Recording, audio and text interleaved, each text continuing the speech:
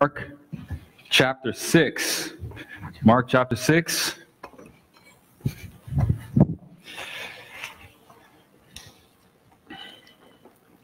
We're going to be looking at the first 6 verses this morning. And as you can see by the title up on the screen, I've titled the sermon, Unbelievable Unbelief. Jesus Comes Home. So follow along with me as I read verses 1 through 6. And he went away from there and came to his hometown, and his disciples followed him. And on the Sabbath, he began to teach in the synagogue. And many who heard him were astonished, saying, "Where did this man get these things? What is the wisdom given to him? How are such mighty works done by his hands? Is not this the carpenter, the son of Mary and brother of James and Joseph and Judas and Simon? And are not his sisters here with us?" And they took offense at him.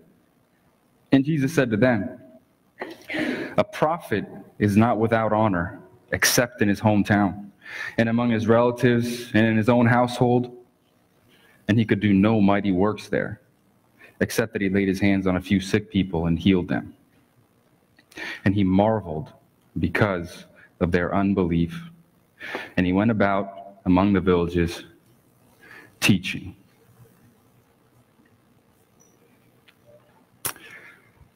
Aesop was a legendary Greek mythological character. And he was a storyteller, actually, who lived in and around 620 BC and supposedly died around 546 BC. And Aesop is most famously known for a series of stories, actually called fables. And the fables in particular, what's striking about them is that there's always an underlying moral lesson. That's the purpose of the fables. This is where we actually get them today, and where we get this whole expression we're going to see in a moment from Aesop. And one of his most famous fables is called The Fox and the Lion. And it goes like this. There was a fox who one day ran into the lion, and he was terrified. In fact, he was so scared, he immediately ran back in the woods and hid. Sometime later, he ran into the lion a second time. And this time, though, at first he was still scared. He was nowhere near as scared as the first time, and so he was actually able to get a little bit closer, and he didn't run away scared. He stayed his ground and kind of watched the lion go by at a safe distance. And then he runs into the lion a third time. And this time, he actually runs straight up to the lion as though they've been childhood friends and starts exchanging casualties. "How are you doing? How's your family, your brothers and sisters? When am I going to see you again?" And after a few moments of this kind of banter, the fox just turns around and walks right back in the woods. And this is where we actually get this expression, if you've heard of it. It's called familiarity breeds contempt. And the moral of the lesson is this: once you get to know someone or something, initially you may have had some sort of high or lofty view of them, maybe even fear in the case of the fox. But as you get to know them a little bit better, that fear, that high view just starts to fade away.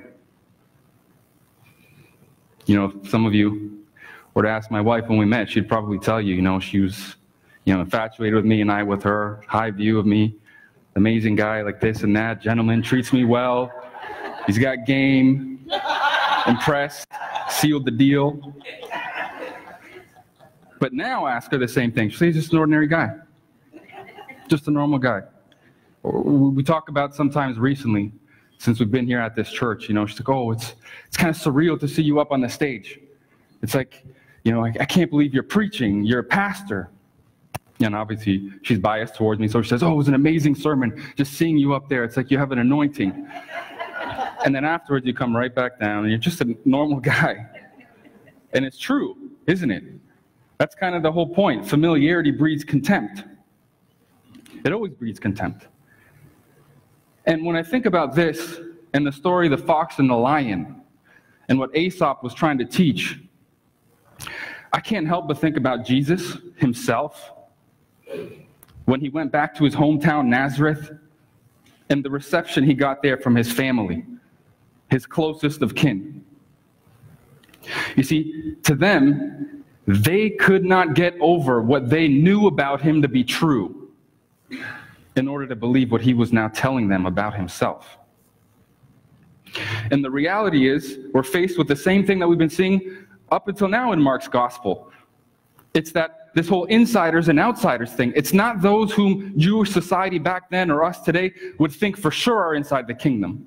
The scribes, the Pharisees, the religious elite, the noble born. No, but it's those most unlikely. It's sinners, it's tax collectors, people like you and people like me who are inside because we come by faith and by faith alone. And we believe in him. And we follow him. So this is what we're going to see this morning. We'll pick it up in verse 1. It says, he went away from there and came to his hometown, and his disciples followed him. So he went away from there. Where's where? Well, if you remember the last scene, he just came from the eastern shore, where he went and he cast out the legion of demons from the demoniac. It was the Gentile area, the eastern shore, the city, the Decapolis, the area, the region of the 10 towns. And he came all the way back. Mark didn't tell us where exactly he landed. He met Jairus, and we saw that incident with him in that sandwich section of stories the last couple of weeks, and the woman with the 12-year bleeding. But we're left to assume it's in and around Capernaum where he came back. That was his headquarters. That was his home base of operation during this early phase of his Galilean ministry. And so now, it says he went away from there and came to his hometown.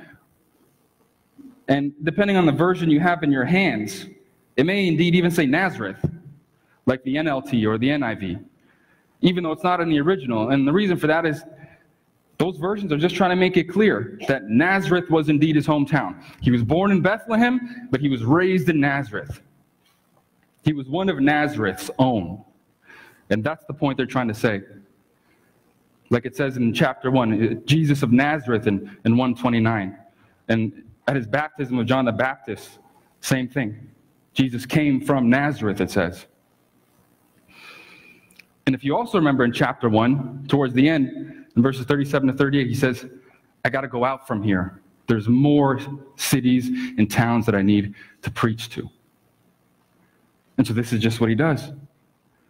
More cities, including his own hometown, little old, insignificant, ordinary, tiny, itty-bitty Nazareth, 25 miles south from Capernaum. And he makes his way there.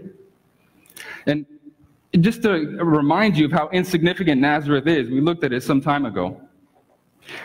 It's not mentioned in the Old Testament. It's not mentioned by Josephus, the famous Jewish historian, nor is it in any of the most popular rabbinic writings like the Mishnah or the Talmud. This is a city of nobody in the middle of nowhere.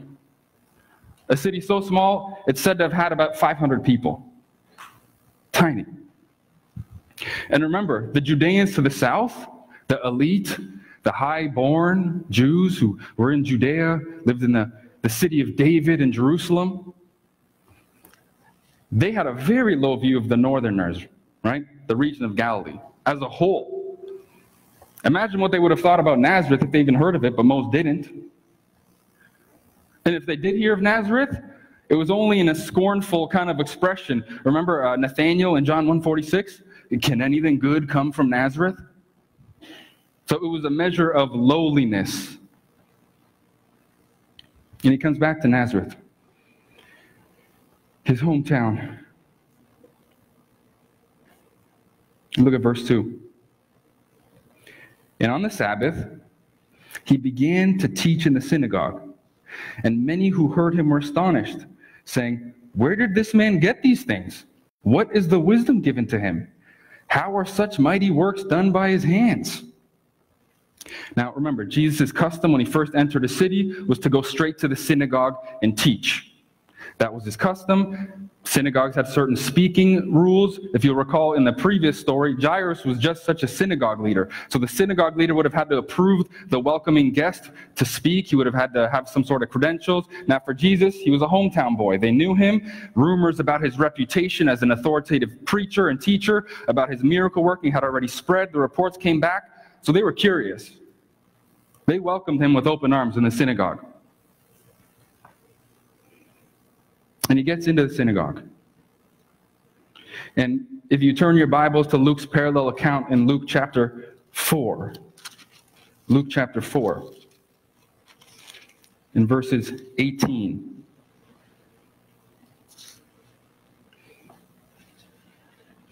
Jesus walks into the synagogue. He ascends the teaching seat. It says the attendant handed him the scroll, the Old Testament scriptures. And in particular, he turned to Isaiah, the prophet Isaiah. And he opened it up, and he read this, as Luke quotes from Isaiah 61, 1 and 2, and 58, 6. The Spirit of the Lord is upon me, because he has anointed me to proclaim good news to the poor. He has sent me to proclaim liberty to the captive, and recovering of sight to the blind, to set at liberty those who are oppressed, to proclaim the year of the Lord's favor.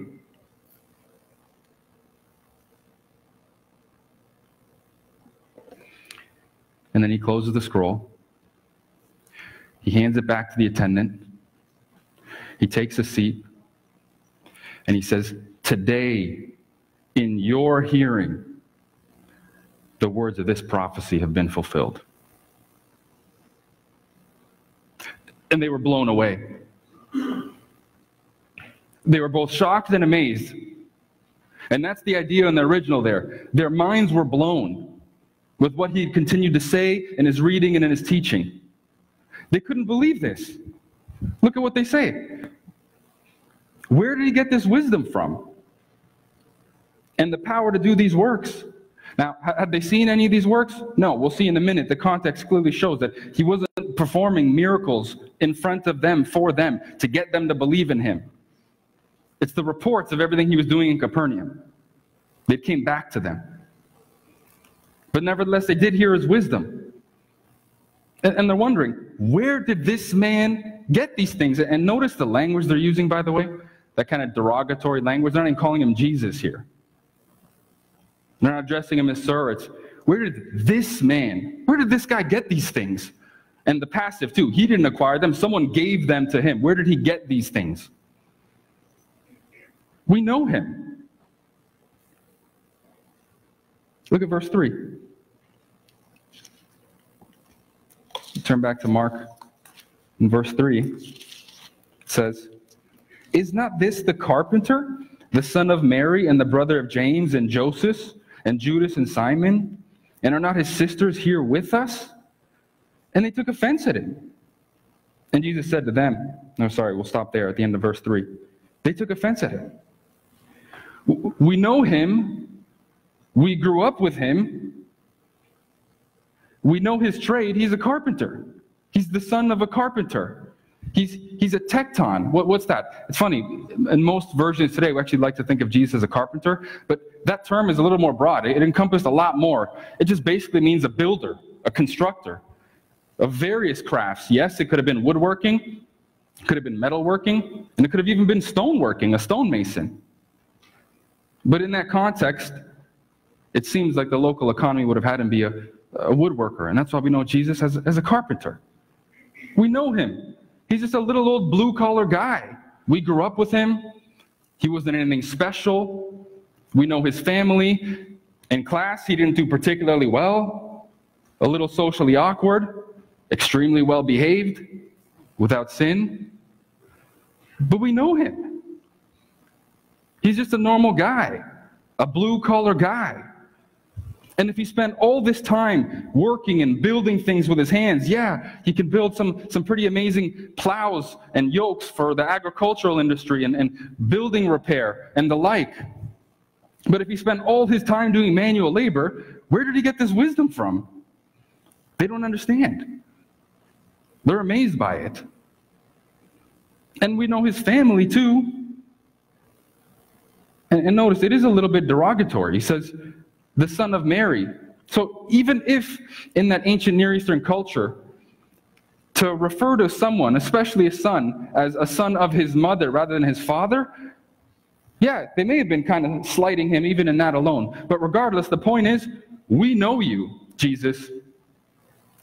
We know who you are. We know who you come from, where you come from. You're not fooling us. Something's going on here. And this is where the story kind of takes a twist here. It takes a huge twist. Their positive response initially, that reception, amazement, wow, where does he get these wisdoms from? And now turns to derision. Now they're starting to question what they know about him to be true from their experience. And they can't get over it. And they can't get over it. And it's interesting, just to put this in context.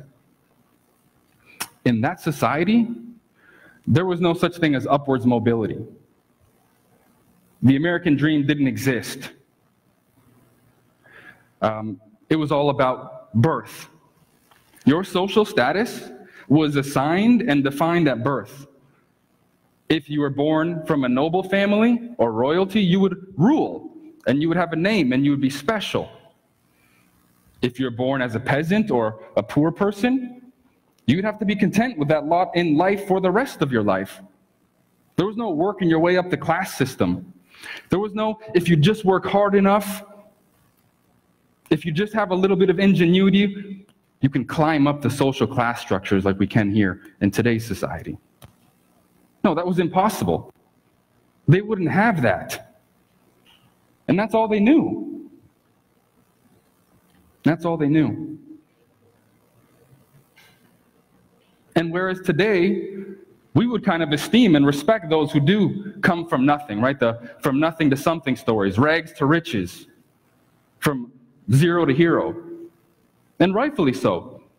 Especially the ones that truly do come from nothing through hard work, ingenuity, a little bit of luck, whatever you want to call it. But they work their way up and they make something of themselves. Whether they become famous athletes, politicians, celebrities, whatever it is. Not so for them. They're not having any of this. For them, it's you are who you were born to be, in the class you were born to be, from the family from which you came, in this little old town. They can't get over Jesus' humble origins. Notice it says they took offense at him. They took offense at him. And that word actually there is translated, it's from where we get in English, scandalize. Scandalizo. They were scandalized by this. And the word actually means they were so tripped up over his origins that they could not pick themselves up afterwards to believe in him. That's what this caused them to respond with. And if you put together Luke's and Mark's account and try to harmonize them, I can imagine the story going something like this. Jesus walks up, takes the teaching seat, opens to Isaiah. He reads about this anointed one. The Spirit of the Lord is upon me. I'm this anointed one. I'm the one who came to set the captives free. I'm the one who came to preach the good news to the poor and to the oppressed. And at first they welcomed it. They weren't upset about that. Blown away by his authority. But then they started to question. Wait a second. Okay, let's snap out of this. We know who you are, Jesus. A carpenter doesn't talk like this. An ordinary small town guy doesn't talk like this. And they started to ask those questions. Isn't this the son of Mary? Don't we know his brothers? James and Joseph and Judas and Joseph and his sisters? And then Luke goes on to explain a little bit. Yes, he quotes that proverb just like Mark does in verse 4. about a prophet not being welcome in his own hometown, in his own family. But he takes it a step further. He records some words of Jesus that Mark doesn't. And Jesus tells him a story about Elijah and Elisha. He says, a prophet is not welcome even in his own hometown. There's no honor for him. And let me give you an example of this. There were many widows during the time of Elijah, Jesus says.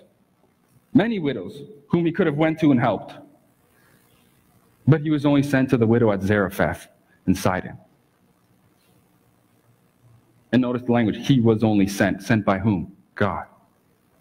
God purposed for him to go to one. And he continues and says, and same with Elisha, the successor of Elijah, another prophet.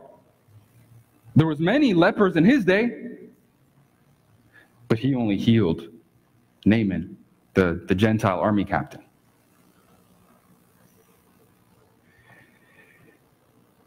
Now, do you know how they respond to this?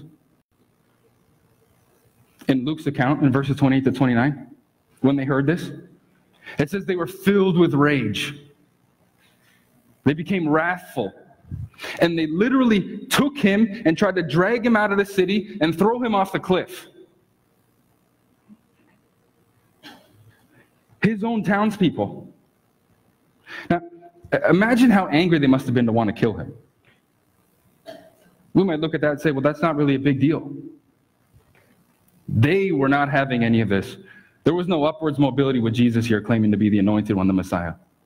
No, he's got to go. They physically dragged him and tried to throw him off the cliff. And Luke says he supernaturally somehow went through them, so he must have made himself invisible just to save himself in that moment. But nevertheless, he did it.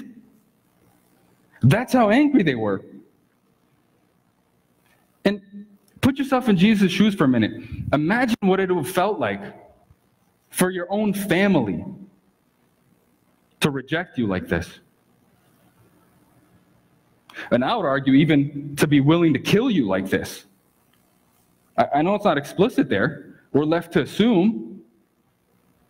But remember in chapter 3, they already came once from Nazareth to try to forcibly take him, remove him, and bring him back home because they think he's a lunatic.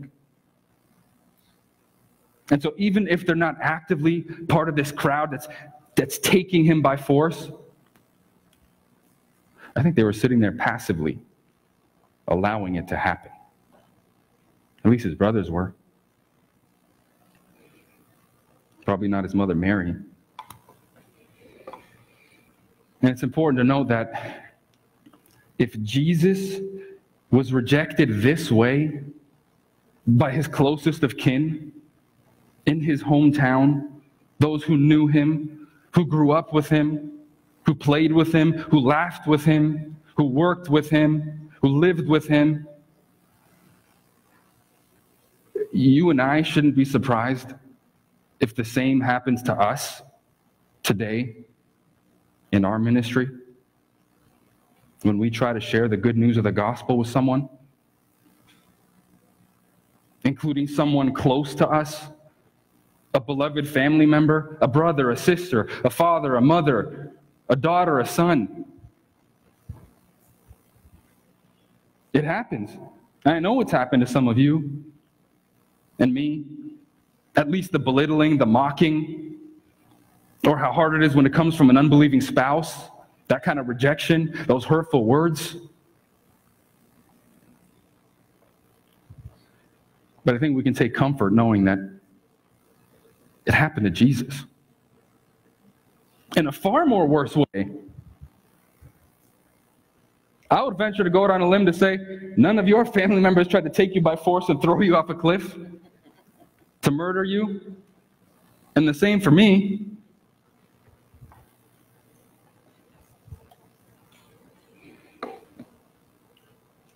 And what's interesting is that the rejection of Jesus now by his hometown and his family, this is Mark just foreshadowing and continuing to point to the final rejection at the cross by all of his people, by the leaders of Jerusalem as representing the people of Israel.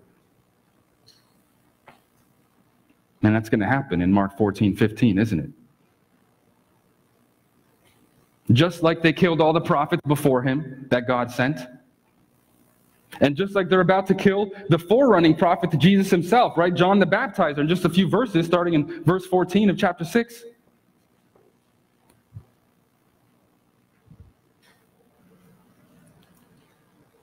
Rejection. Rejection.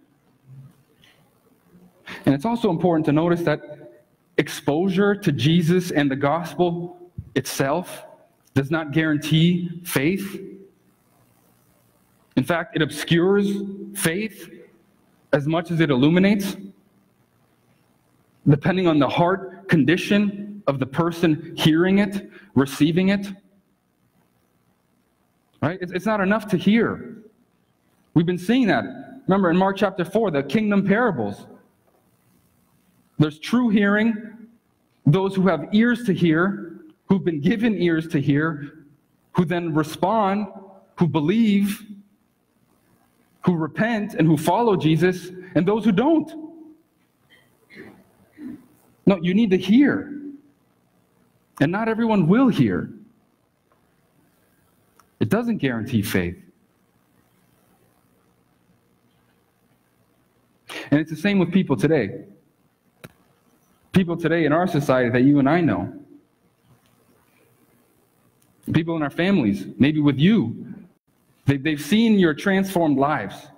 They've seen you do a complete 180. You are no longer the person you were before you came to Christ. Be it 1 year ago, 2 years ago, 10 years ago, 20 years ago, 40, whenever. Something is different about you. They see a changed direction, changed motivations, changed desires, changed affections. You no longer love what you used to love, and you no longer hate what you used to hate. But you love good, and you hate evil, and you have a moral compass, and a new direction, and a new goal in mind. And they still won't believe. They still won't believe. And that is a miracle. Regeneration is a miracle. I would say it's the greatest miracle of all miracles. Greater than the calming of a storm. Greater than power over disease. Greater than Jesus' power over death. To turn someone into a completely new person in an instant.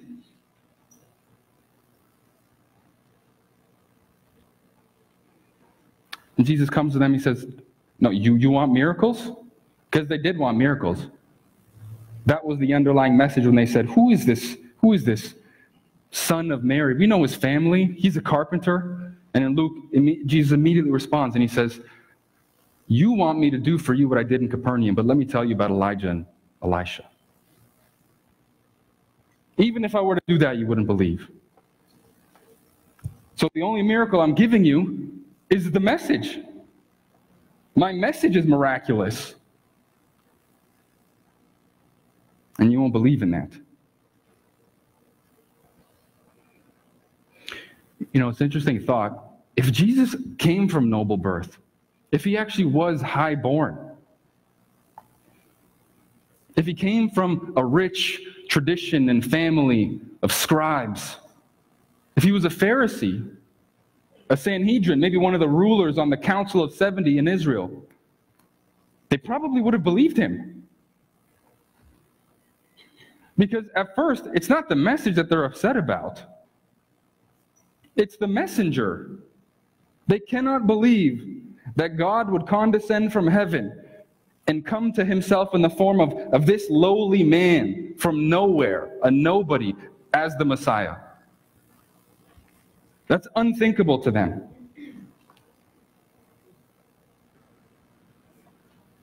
And a lot of us have been rejected for the same reasons too. Our evangelistic efforts have been rejected because of our lowliness. Who are we? We're the nobodies, Paul says in 1 Corinthians 1. The nothings, not the wise, not the noble. We're the bottom of the pan. And it's us who God has chosen to reveal Christ to and entrust that saving gospel message with. So that he might shame the wise and the elite and the lofty and the erudite. But if we were like that today, if we were famous politicians, powerful politicians, brilliant academic professors in the academy at an Ivy League university, or even a famous celebrity, an athlete, an actor, a musician, whatever, who had a voice in the public conversation, they would at least listen to us. But we're not that. So they don't. So they don't. Look at verses 5 to 6.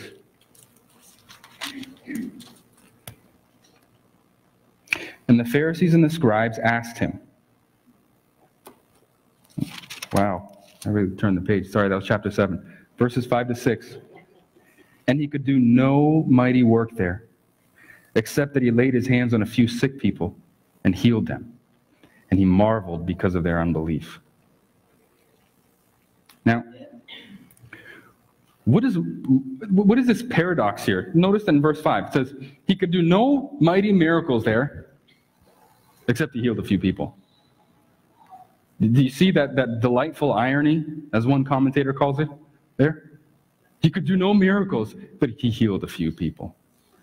As though the healing of the few people isn't miraculous in and of itself. Who knows what it was? Maybe it was a congenitally blind person, a deaf person, a mute, someone with a withered hand, a paralytic, like he's been doing already for his entire 2-year ministry up until this point.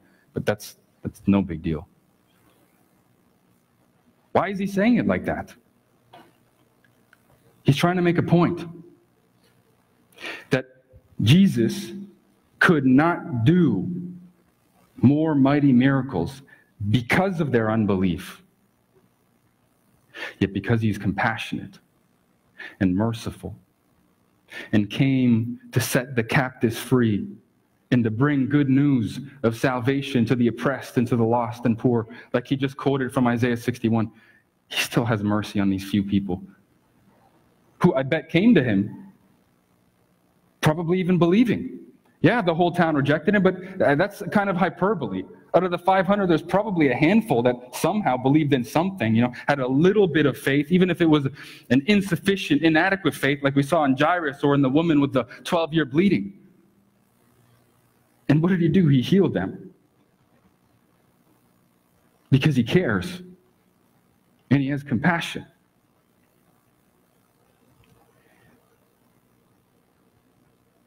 And not only that, what does it mean that Jesus couldn't do any miracles? Did you notice Mark saying that? What is he saying? Jesus couldn't physically do any miracles? No, of course, that can't be what he's saying.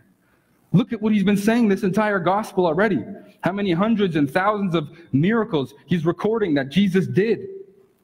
Not the least of which in the 4 previous episodes, showing his sovereign, supernatural, omnipotent power over nature, over demons, over disease, over death. So what is he saying? Jesus can't do any miracles. He's saying, in this climate of willful rejection and unbelief, he will not do any miracles. Because this has been a theme already in his gospel. Jesus working miracles in response to faith. Some sort of faith. He's not asking for a perfect, full-orbed Christology, believing in his person and in his work. No, that won't happen till after the cross and after the resurrection. We know that. There's got to be something there. There's got to be something there.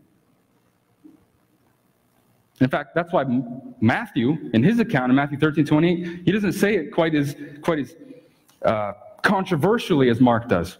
Jesus couldn't do any miracles. He said, because of their unbelief, Jesus did not do any miracles. That's why. And that's the point. And Mark simply paints it more vividly as we've been seeing him doing this entire time. A prophet without honor. Prophet without honor. And it's amazing. In that statement, it means the prophet is not without honor except in his hometown and among his relatives and in his own household. He does provide an explanation for their unbelief, but he by no means excuses it. Do you get that? He's not saying it's okay. He's just simply explaining why they're unbelieving. You know, it's not going to be an excuse. He's not letting it slide simply because they don't like the messenger. And God's not going to do that on Judgment Day either. He's not going to say, okay, well, yeah, you can come in. I'll let it slide. I know you went to high school with this guy, and 20 years later he came to you and he shared the gospel, but he was a tool way back in high school, so I know you can't take him seriously now. I probably wouldn't take him seriously either, so I'll let it slide. Enter into my rest. Come through the pearly gates. He's not going to say that. He's going to say, because you willfully, purposely did not believe in the gospel that person brought to you about a salvation by grace through faith in Jesus, you did not choose to have the judgment due you as executed on Christ on the cross, whose blood alone can atone for the sins of everyone who would ever believe. Instead, now you're going to pay the penalty for your own sin in eternity, in hell, where there will be weeping and gnashing of teeth. Because you didn't listen to my lowly, insignificant messenger. You didn't believe in Jesus. You didn't have faith in Jesus. And you didn't follow Jesus.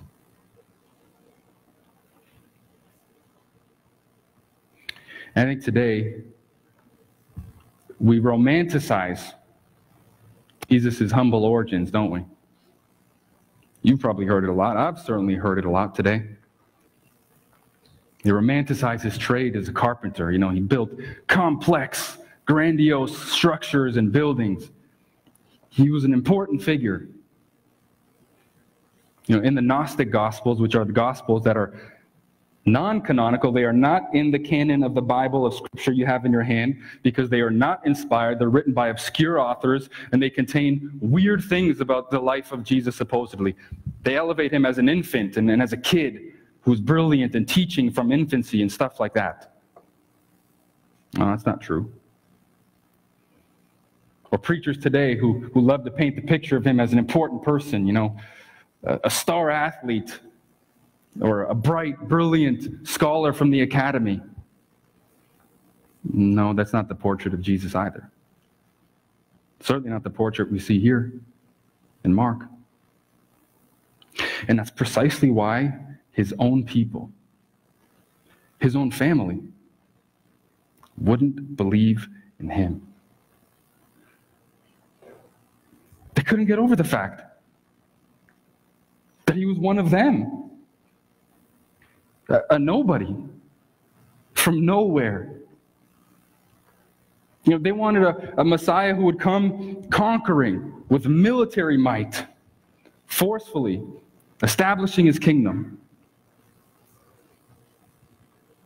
No, that's not Jesus, the Messiah. No, Jesus came, he says, not to be served, but to serve, and to give his life a ransom for many. He's a lowly, humble, suffering servant.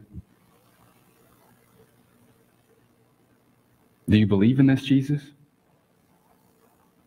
Will you believe in this Jesus? Because he's the only Lord and Savior, Jesus.